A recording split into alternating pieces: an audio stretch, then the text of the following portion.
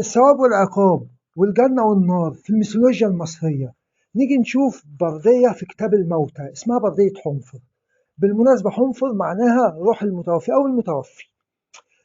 لو نيجي نشوف في البردية دي، لو بصينا على يمين البردية هنلاقي إن أوزوريس قاعد على كرسي وإيزيس أخته وراه حاطة إيديها على كتفه، فواضح إن هما في الجنة وهو مبسوط.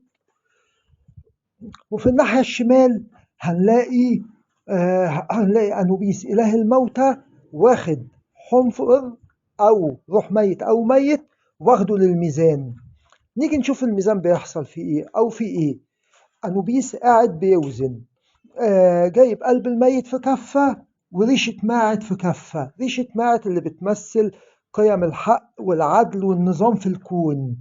وبالمناسبة ماعد هي إلهة الحق والعدل والنظام برضه في الكون. هنشوف لو قلب الميت أتقل من ريشة ماعد خلاص يبقى أنوبيس ياخده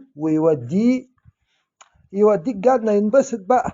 لو ريشة ماعد أتقل من قلب الميت أو قلب الحنفر يبقى بقى يجي وحش جسمه على جسم هيئة فرس النهر وراسه راس أسد وهياكل القلب ديا وكده راح النار.